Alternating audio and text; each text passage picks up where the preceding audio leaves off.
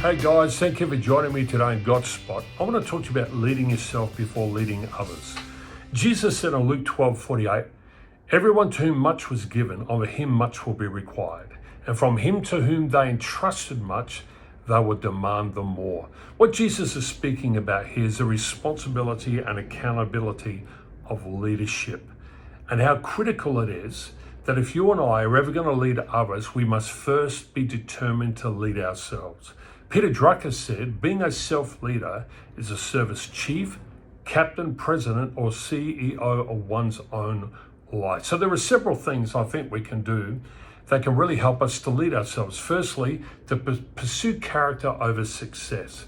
The pursuit of success in your job, your ministry, or even your family is a healthy desire, as long as it never compromises your character. So you've got to remember, life's filled with pressure. And once pressure is on you in the role of leadership, you're going to be tempted to compromise. Don't. And I understand there's no such thing as a perfect leader, and thankfully God's grace is abundant, yet little missteps, small little character slip-ups open the door to leadership damaging behavior. So be responsible and be accountable about your leadership. Number 2, establish life boundaries by your own personal values. Your personal values are the things you hold dear. These are the non-negotiables of life, like faith or health or family or even personal growth. And the temptation is when the pressure's on is to compromise. Don't compromise, stick to your values, because these values will guide the way you think and the way you behave. The third thing is cultivate humble confidence in your leadership.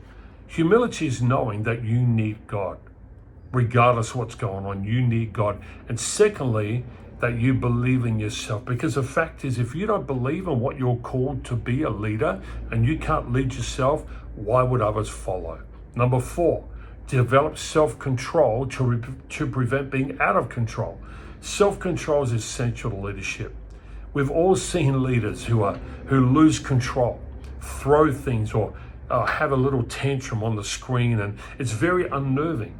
And in the business or in the family or even at the church, it creates a toxic culture and can do a lot of damage. And so you need to stay in control when things are out of control. And there's 2 things you should ask yourself when you're wondering what to do when things are out of control. Number 1, what are the consequences of your actions if you do this? Number 2, what will be the benefits? Number 5, chase personal growth over personal gain. It's really important to grow and have a growth mindset and give yourself to learning and understanding. Gain, well, if you have growth in your mindset, then you will gain. But you see, gain in and of itself, things come and go all the time. It's not necessarily going to keep you on track. What will keep you on track is the things that you learn and you grow from. Number 6, develop healthy habits that guide your steps. Growth habits are simply an extension of life values that you practice. And typically, values form your habits. And the good thing about this, if your habits are not lining up with your values, then you can hit the reset button, go back to your values, and create new habits. Lastly and finally, master your emotions so they don't master you. An emotionally unpredictable leader unintentionally prevents people from getting close and slowly erodes trust, creating a toxic atmosphere. And people don't like to go near them. So you've got to keep your emotions in check. I know that on the screen and social media, we've seen leaders of nations have a temper tantrum, throw things down or throw things to the side. You can't do that. If you're going to be a leader, that'll cost your credibility. You've got to remain calm. You've got to remain in control of your emotions. I hope this morning that this has helped you. And if it has, can you hit the like button, share it with someone else? Remember, before you can lead others, you really need to lead yourself. Thanks for listening.